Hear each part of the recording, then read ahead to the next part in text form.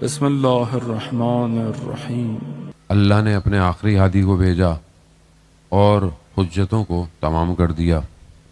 شیطان نے چیخ بھی ماری اور کہ اب یہ آخری نبی آ گیا ہے اور آخری پیغام ہے، لیکن اس نے ہمت نہیں ہاری اور اس نے جو خدا سے اجازت لی تھی اس پہ وہ اپنا کام کرتا رہا۔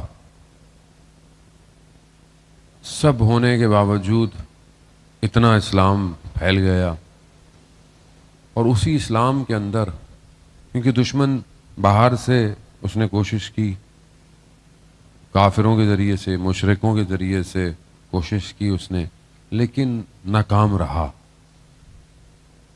جب باہر سے دشمن ناکام ہو جاتا ہے اور وہ دیکھتا ہے کہ میری ہر کوشش کے باوجود یہ مضبوط ہو رہے ہیں، تو وہ پھر اندر سے جڑیں کھوکھلی کرتا ہے۔ اس کو پہچانے، اسلام ساری داستانیں صرف سننے کے لیے نہیں ہیں، عبرت کے لیے۔ صدر اسلام کے واقعات سے لے کر کربلا تک جتنی رخداد ہوئیں، جتنی چیزیں ہوئیں، عبرت ہے۔ اتنی جلدی کیا ہوا کہ 50 سال ہی نہیں تھے ابھی رسول کو گئے ہوئے، جو وارث انبیاء ہوئے، تمام نبیوں کا وارث ہے، سید الانبیاء۔ اور وہ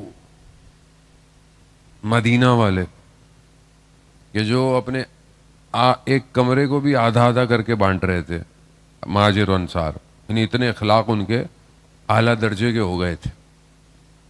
رسول کے جانے کے بعد اور پھر کچھ سالوں کے اندر رسول کے منبر پہ ایک ایسا شخص آ جاتا ہے جو اللہ کا نمائندہ نہیں ہے، شیطان کا نمائندہ ہے۔ وہ اتنی تیزی سے پینیٹریٹ کرنا کیسے ممکن ہے؟ باہر سے بولتے ہیں جی کوئی اور روم سے، اس زمانے میں مصر سے کہیں سے کوئی آتا، رسول کے منبر بیٹھتا، کوئی بیٹھنے دیتا؟ نہیں بیٹھنے۔ کہاں سے آیا؟ اندر سے آیا۔ کیسے آیا؟ آہستہ آہستہ نفوذ کیا۔ آپ جانتے ہیں میں بہت زیادہ اس کی گفتگو نہیں کروں گا، لیکن وہ کون سی وجوہات ہیں جس کی وجہ سے قوم سو جاتی ہے اور دشمن اندر گھس جاتا ہے؟ بہت زیادہ وقت نہیں لوں گا میں، بہرحال یہ چند چیزیں آپ کی خدمت میں بیان کرنی ہے۔ عزیزان محترم، کیونکہ کربلا صرف احساسات اور جذبات کا مقام نہیں ہے، کربلا شجاعت اور بصیرت کی جگہ ہے۔ ایک شخص کربلا سے جڑتا ہے، گریہ کرتا ہے، گریہ ضروری ہے، رونا ضروری ہے، رونے کی بڑی قیمت ہے، لیکن آتا صرف یہ ہے کہ میں اپنی آرزوؤں کو لے جاؤں مولا کی بارگاہ سے۔ بری بات نہیں ہے، آپ منتیں مانیں، آپ دعائیں مانیں آپ، لیکن کربلا صرف اس لیے تو نہیں ہے کہ میری اور آپ کی منتیں پوری ہوتی رہیں۔ یعنی امام اپنے جوان علی اکبر کو اس لیے لائے تھے؟ نہیں، داستان کوئی اور ہے، اور یہ داستان خاموش کرنے کی کوشش باہر سے نہیں ہو سکتی، اندر سے ہوتی ہے۔ اندر سے نفوذ کر کر قوم کو سلا دو۔ قوم سو گئی۔ کیسے سو گئی؟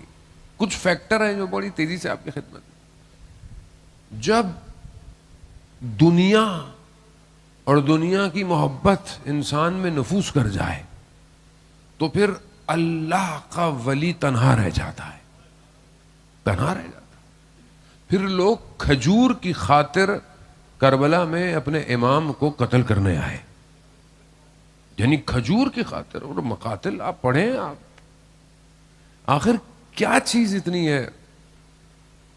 بعض اوقات دیکھیں نا کہ آپ تاریخ پڑھتے ہیں، تاریخ کا ایک زاویہ دیکھتے ہیں، ایک اینگل ہے، مثلا یہاں 3-4 کیمرے لگے ہوئے ہیں، ایک کیمرہ وہ جو صرف ساؤنڈ والے کو دکھا رہا ہوں، تو آپ بولیں یار یہ کیا دکھا رہے ہیں؟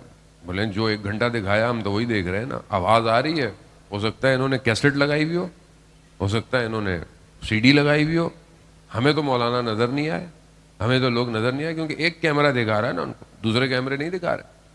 اسی لیے تاریخ کے بھی کئی کیمرے ہیں, ہمیں آپ کو کون سا کیمرہ دکھایا جا رہا ہے یہ بہت امپورٹنٹ ہے. ہمیں زیادہ تر ایک ہی کیمرہ دکھایا جاتا ہے, ایک ہی زاویے سے. امام حسین مظلوم تھے, ظلم ہوا. ظلم کس نے کیا, کیوں کیا؟ بھائی یزید تھا. یزید کیوں یزید بن گیا, یزیدیت کیا ہے, اس میں ہمیں کیا لینا دینا؟ ہمیں تو رونا ہے, گریا کرنا ہے, اپنی منتیں پوری کرنی ہے, بس مولانا صاحب گھر جانا ہے. میں جانے محترم, یہ ایک کیمرہ ہے. وہ کیمرہ کہاں ہے جس نے کوفہ والوں کو نکلنے نہیں دیا؟ وہ کون سا کیمرہ ہے کہ جس میں 1000 کی تعداد میں صبح حضرت مسلم کے پیچھے کھڑے تھے اور مغرب میں کوئی نہیں کھڑا تھا؟ کہاں گئے یہ سب لوگ؟ وہ کیمرہ کیوں نہیں دکھایا جا رہا؟ یہ لوگ کہاں گئے؟ کس طرح ابن زیاد کی سٹریٹجی, مارکیٹنگ, میڈیا, پینیٹریشن, نفوذ, جاسوسی, خرید و فروخت, یہ کیوں نہیں بتایا جاتا؟ ابن زیاد اتنا طاقتور تھا, چند لوگوں کے ساتھ کوفہ آیا تھا. وہ کوفہ 12,000 یا 18,000 خط جنہوں نے امام کو لکھے تھے مولا آ جائیں, اور اس میں سے کتنے لوگ کوفہ آئے اور کتنے امام کے مخالف آئے؟ چلو کوفہ میں بیٹھے رہتے وہ ایک الگ بات تھی, بیٹھے نہیں رہے. عمر سعد لعین کوفہ سے آیا تھا, یہ سب کوفہ سے آئے تھے. وجہ کیا ہے؟ دشمن کو پہچاننے کی ضرورت ہے. دشمن سامنے سے بیزار ہو چکا ہے, وہ اندر گھستا ہے. اور اگر قوم خواب میں ہو, غفلت میں ہو, تو پھر یزید منبر پہ آ کے بیٹھ جاتا ہے.